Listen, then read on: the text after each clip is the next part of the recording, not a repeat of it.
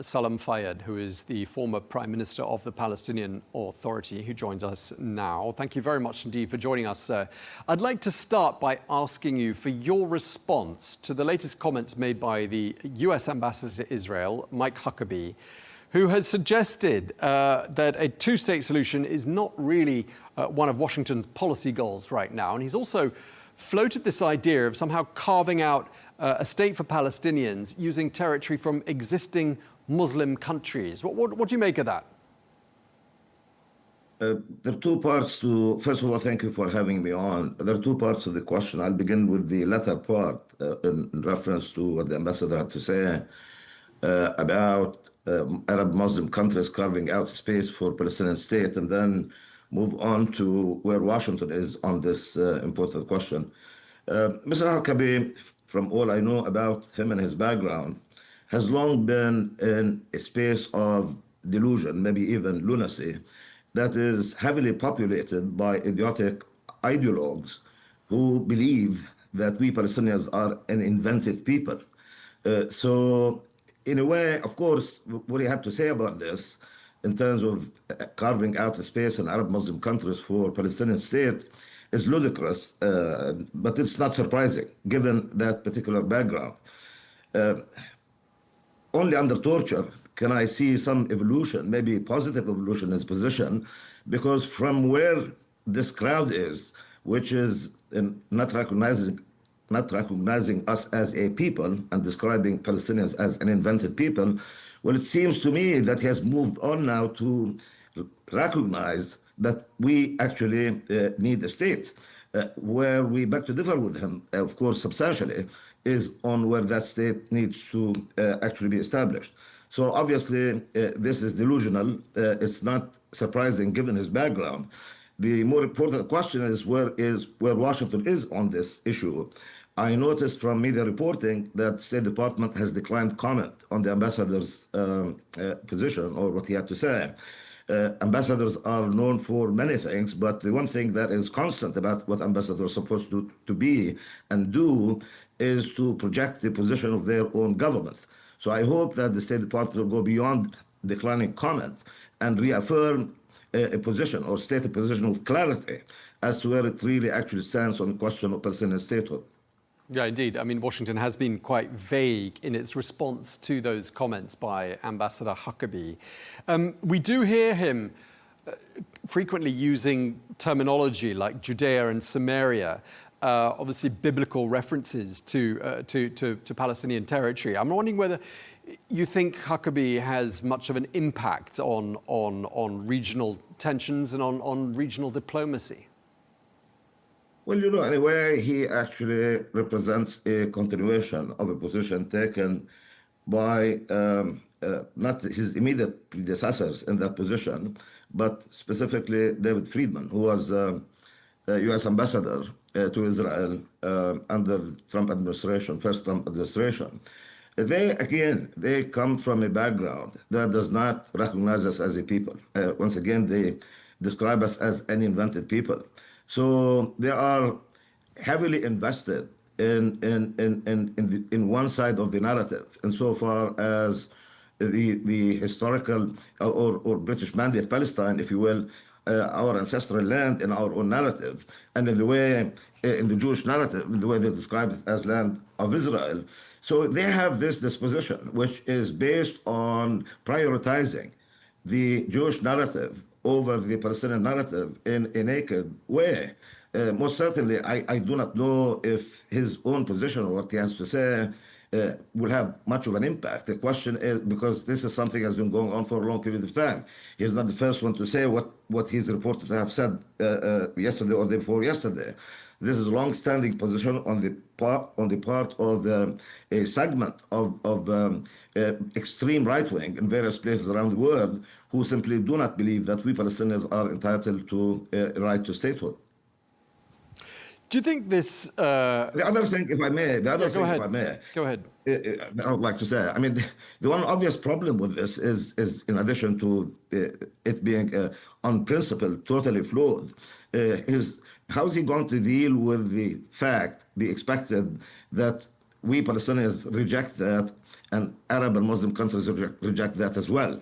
So this is something I don't know. Certainly, he'd be well advised to actually not add kerosene to the fire.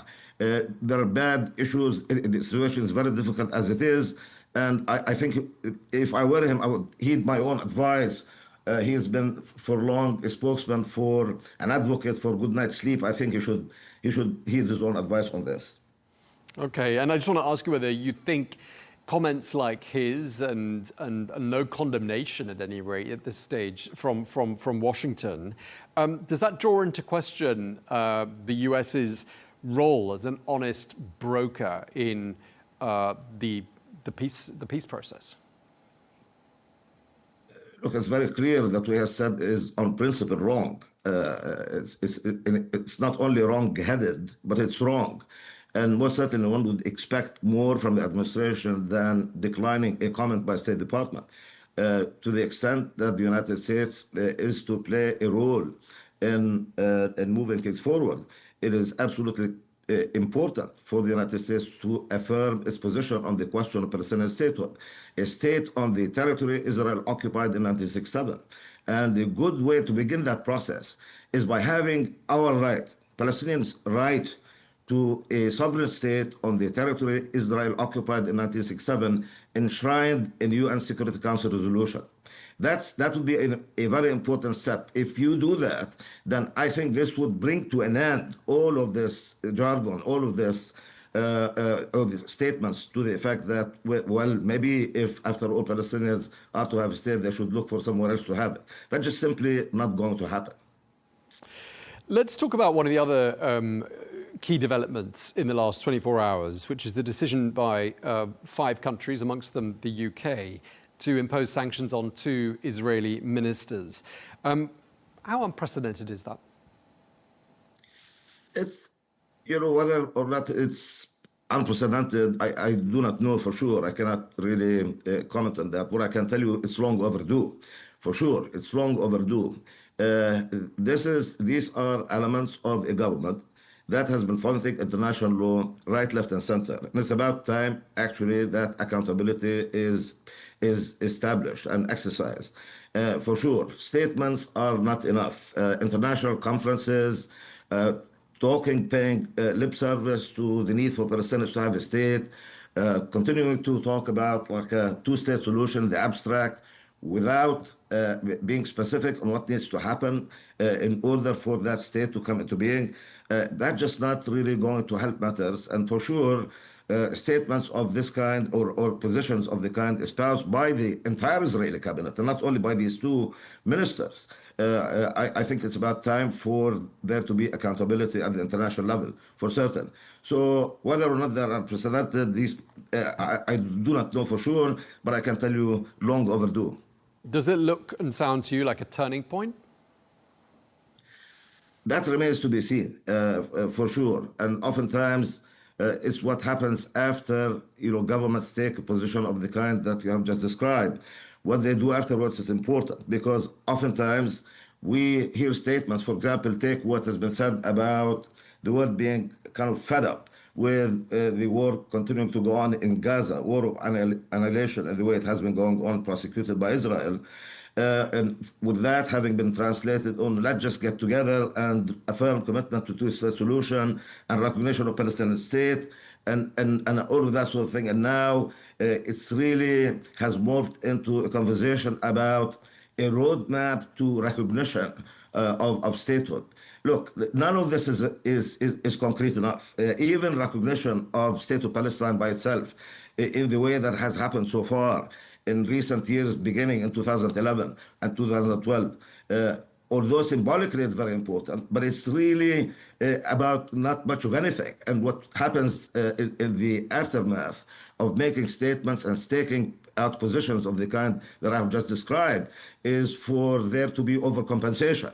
Look at what Israel is doing, in addition, of course, to what's going on in Gaza, in the West Bank, in legalization of quote-unquote illegal settlements, etc. There are a lot of things that need to be fixed concretely, and I hope that those positions actually will be adhered to and will not end up being something I just said, with countries then bending backward and forward, trying to really find a way to compensate, maybe even overcompensate. The path forward is clear. I think it's about time that there is accountability. It's about time for positions about Palestinian statehood to be translated to concrete actions and meaningful diplomatic activity. This whole thing about recognition of state of Palestine. If my count is correct, we have now 146 countries that recognize state of Palestine. The question I have, maybe more, but let's just say 146. But how much is this going? What is the difference? What is going to really happen if instead of 146 we have 148, 150? I'm not here to belittle the significance symbolically of countries recognizing the state of Palestine, but I ask, where is that? Since we have embarked on this path back in 2011, I need for someone to tell me over the past 13 years, 14 years, whether or not the reality of the Israeli occupation of the territory Israel occupied in 1967 is not more deeply entrenched today than it was then. So this is really not that serious. What is really important is to begin a political process anchored on having our right to a sovereign state on the full territory Israel occupied in 1967, enshrined in the UN Security Council resolution. If there is seriousness about this issue, I think this would be a very important first step to take in that direction. Do you have any optimism when you look at all of the cards on the table? The fact that we've got possibly unprecedented measures being taken by traditional allies of Israel with the sanctioning of those ministers, condemnation of the fact that today we passed the 55,000 people killed in Gaza since the 7th of October. When you look at the fact that there is a new administration in Washington that has a different way of doing things, a different approach to old problems, do you have any optimism that perhaps through this tragedy there could ultimately be some sort of a solution that ends up being the creation of a Palestinian state? Do you have that sense of optimism? Well, first things first. First, let's see the war come to an end. That's the utmost priority for the suffering and misery and the annihilation that's going on in Gaza to come to a complete halt. That's a concrete step and something that needs to happen. In what's being reported, it's been suggested, various reports suggest that basically the administration in Washington sees the war as a war to no end, and it's about time for it to stop. I saw most recently a report about this in Israeli media, about the conversation that took place between Trump and Netanyahu.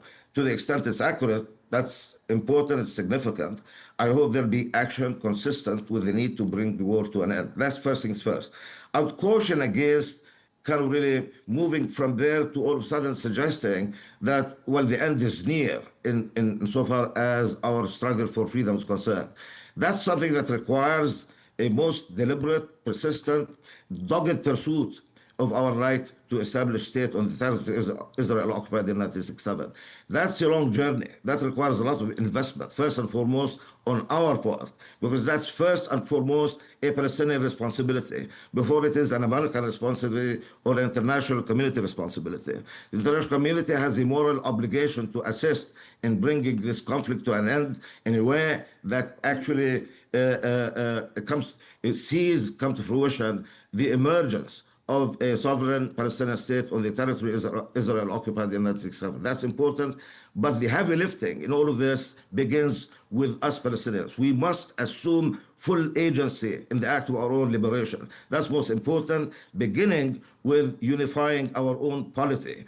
A divided house cannot stand. It won't stand. We can't really move forward. So I caution against any euphoria derived from maybe some statements made here and there about possible recognition of state of Palestine in the way that I described, or maybe beginning to see a little bit of daylight between the position of the United States and that of Israel on the question of war and its continuing.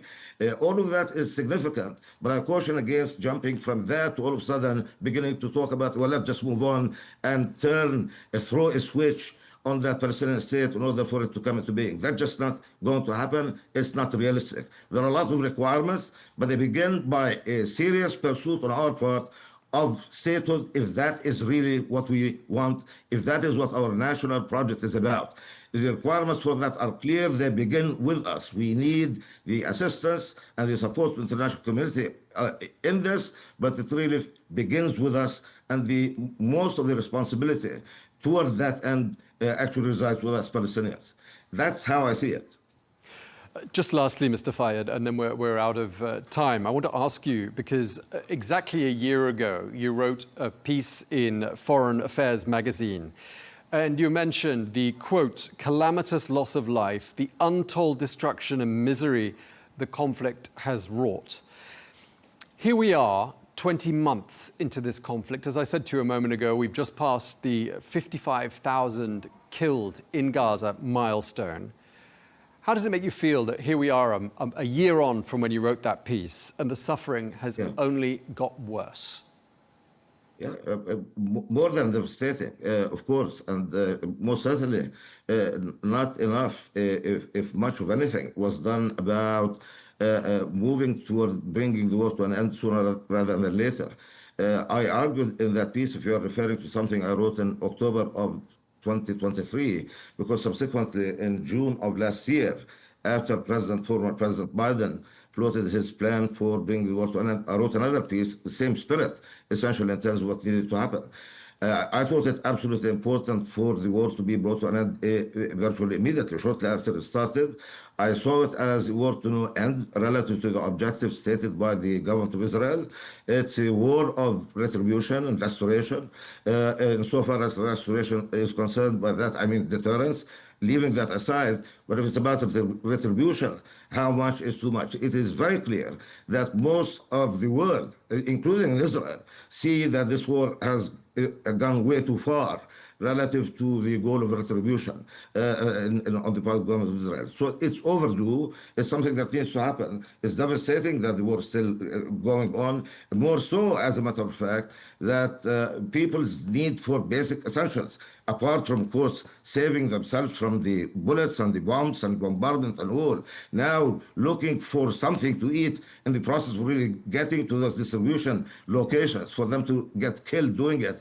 I mean, this is really an unprecedented disaster, something that requires serious effort to bring the war to an end. It's way overdue, and I think insofar as we are concerned, and I always maintain that we have to shoulder our own responsibility toward that end. From the very beginning, I thought it absolutely important for the Palestinian polity, the Palestinian leadership, to move in the direction of ending the political fragmentation in our landscape.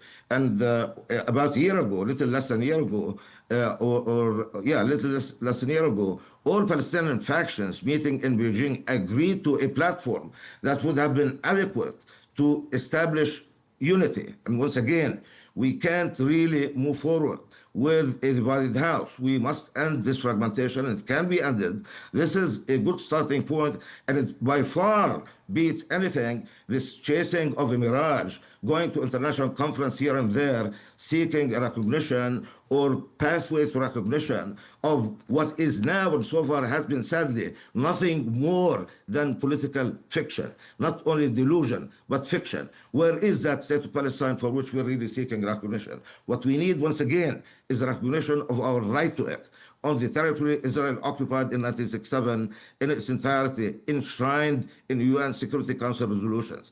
If that position is adopted, that's only when I begin to believe that there is seriousness about moving forward. Okay, well, we're going to have to leave it there because we're out of time, but we really appreciate you speaking to us. Salam Fayyad, the former Prime Minister of the Palestinian Authority. Thank you very much for speaking to Al Arabiya English. Thank you, Tom. Thank you.